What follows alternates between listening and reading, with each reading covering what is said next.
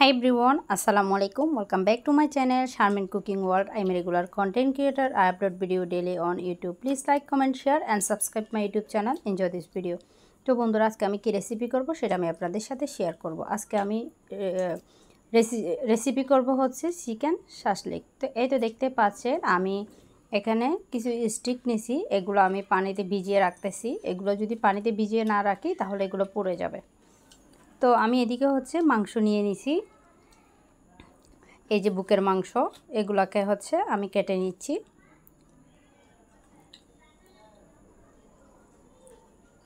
আমি হচ্ছে একটা সাইজ করে কাটতেছি, আমি আপনাদেরকে দেখাচ্ছি। আপনারা চাইলে চাইতে বড় বড় করেও দিতে পারেন।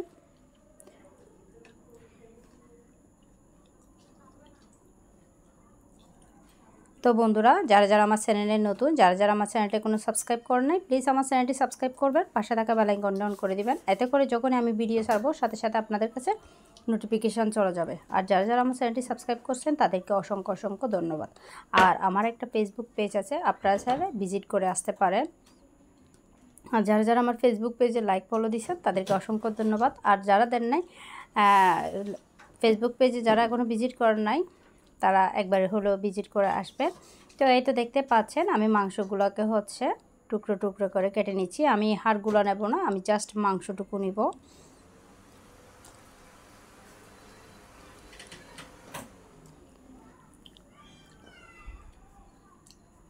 তো এখানে হচ্ছে আমি গোলমরিচ দিয়ে দিচ্ছি, এখানে হচ্ছে চিলি ফ্লেক্স দিচ্ছি, আপনারা চাইলে একদম গুঁড়ো দিতে পারেন। আমি হচ্ছে গোলমরিচের গুঁড়ো দিয়ে দিলাম। তো দেখতে পাচ্ছেন এখন হচ্ছে লবণ দিয়ে দিচ্ছি, লবণটা প্রয়োজনে আবার দিব। তো এই তো এটা হচ্ছে গোলমরিচের গুঁড়ো।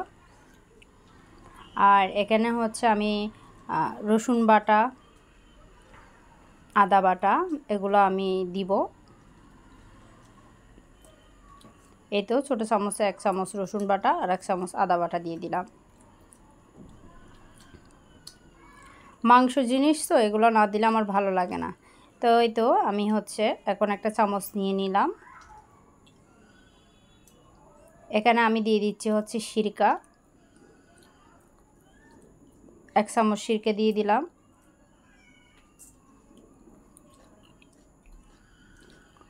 এগুলাকে হচ্ছে আমি মেখে নিচ্ছি।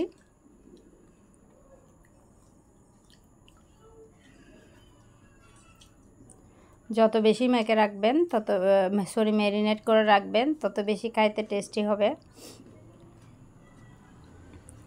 আর আমি হচ্ছে এখানে প্রথমে 1 চামচ হচ্ছে চিলি সস দিয়ে দিলাম।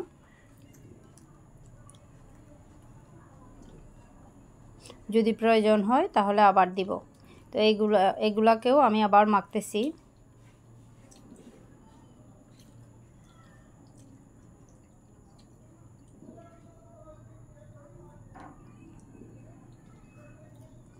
তো এই তো আমি হচ্ছে এখানে হচ্ছে আরেকটা লেবু নিয়ে নিলাম। তো লেবুটাকে হচ্ছে আমি এখন কাটবো। আর বিশেষ করে মাংসের মধ্যে যদি আমি লেবুর রসটা না দিই আমার কাছে ভালোই লাগে না। তো এই তো আমি একটা লেবুর এই তো অর্ধেক এখানে দিয়ে দিচ্ছি, এগুলোর রস সবগুলো দিয়ে দিব।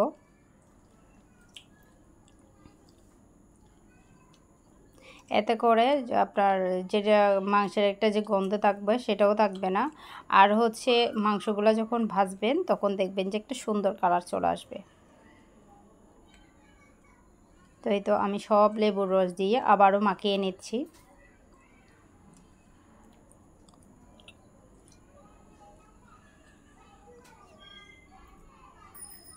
এখন আমি গাজর নিয়ে নিলাম। আপনারা চাইলে গাজর দিতেও পারেন, নাও দিতে পারেন, বাট আমার ছেলের পছন্দ হচ্ছে গাজর, গাজর না দিলে হবে না। তো আমারও পছন্দ, আমি হচ্ছে গাজর দিই, আপনারাও চাইলে দিতে পারেন। তো এই তো আমি গাজরগুলোকে সাইজ করে দিচ্ছি।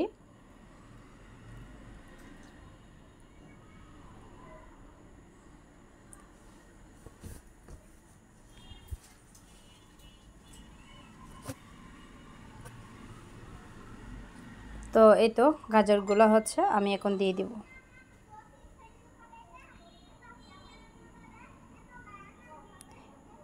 এই টুকরাগুলো আমি এখন মাংসের উপরে দিয়ে দিব। ম্যারিনেট করা মাংসের উপরে রেখে দিব।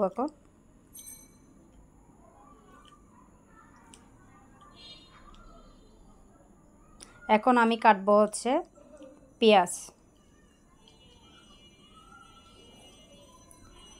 পেঁয়াজগুলো কেটে নিব। আমি ছোট সাইজও করতেছি, বড় সাইজও করতেছি, ওভাবেই আমি কাটতেছি। আপনারা আপনাদের পছন্দ মতো কেটে নেবেন।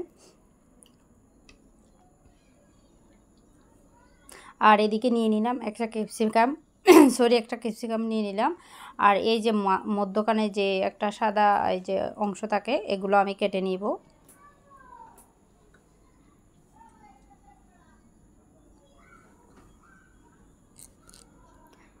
তো এটা মধ্যখানে আমি কেটে নিয়ে হচ্ছে এগুলাকে হচ্ছে সাইজ পছন্দ মতো হচ্ছে সাইজ করে নিব।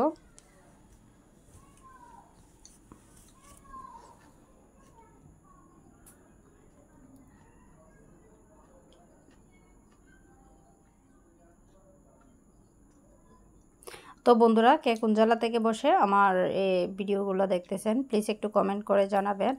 আর আপনাদের সাপোর্ট খুবই প্রয়োজন। প্লিজ আপনাদের কাছে একটা রিকোয়েস্ট থাকবে, প্লিজ আমাকে একটু বেশি বেশি করে হচ্ছে সাপোর্ট করবেন। আর এই তো দেখতে পাচ্ছেন আমি এখানে পেঁয়াজ ক্যাপসিকামগুলো হচ্ছে এখানে কেটে নিয়েছি। আর এখন হচ্ছে এগুলোকে হচ্ছে মাখাবো।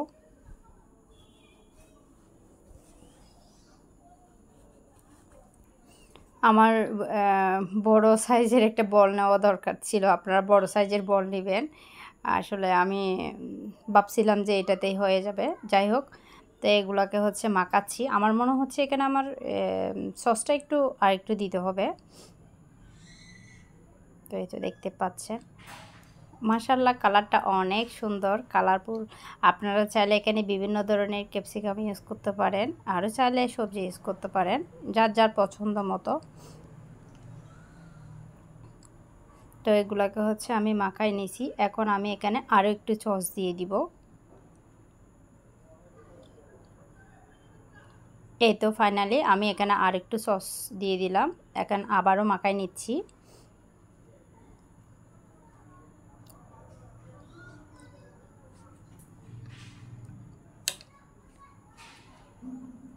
তো আমি একে একে হচ্ছে আমি এগুলাকে 30 মিনিট আমি ম্যারিনেট করে রাখছিলাম। তারপরে হচ্ছে আমি রাখার পর আমি এক এক করে আমি সবগুলা স্টিকে ঢুকাবো। আর একটা জিনিস খেয়াল রাখবেন, একটু টাইট করে দেওয়ার চেষ্টা করবেন, সবগুলো একসাথে টাইট করে দেওয়ার চেষ্টা করবেন। আপনি আপনার পছন্দ মতো দিতে পারেন। আমি প্রথমে মাংস ঢুকাইছি, এরপরে পেঁয়াজ দিছি, এরপরে পছন্দ মতো এক একটা, এরপরে গাজর দিছি। তো এক এক করে হচ্ছে আমি দেখতে পাচ্ছেন আমি হচ্ছে সবগুলো ঢুকাচ্ছি। তো আমি ফাইনালি হচ্ছে এই তো দেখতে পাচ্ছেন আমি স্টিকগুলো ঢুকিয়ে নিলাম। এখন হচ্ছে এগুলো হচ্ছে ভাজার পালা। তো চুলায় একটা ফ্রাই প্যান বসিয়ে দিলাম, আমি হচ্ছে এগুলা বসাই দিচ্ছি। তো বন্ধুরা, আমার এখানে একটা জিনিস হচ্ছে মিস্টেক হয়েছে, সেটা হচ্ছে আমি পাতিলটা একটু চেঞ্জ করছিলাম। এটা হয়তো বা দেখানো হয় নাই। আমি প্রথমে এটাতে দিছিলাম, এরপরে হচ্ছে আমি অন্য একটা পাতিলে নিয়ে নিছি, কারণ আমার কাছে মনে হচ্ছে ফ্রাই প্যানটা ছোটো হয়েছে, তো এই জন্য আমি সরাই ফেলছি। প্রথমে এটাতে দিছিলাম, তো আমার কাছে মনে হচ্ছে এটা থেকে সরাই ফেললেই ভালো হয়। তো এই তো আমি একটা বড় একটা ফ্রাই প্যানে নিয়ে এখানেই হচ্ছে দিয়ে দিলাম। তো বন্ধুরা, আমার আরও একটা জিনিস স্কিপ হয়ে গেছে, সেটা হচ্ছে আমি এগুলোকে উল্টো পাল্টাই দিছিলাম। তো অন্য এক সময় দেখাবো, তার জন্য সরি। তো ফাইনালি হয়ে গেল। তো বন্ধুরা, হয়ে গেল আমার রেসিপি। তো বন্ধুরা, কেমন লাগলো অবশ্যই কমেন্ট করে জানাবেন। আল্লাহ হাফেজ।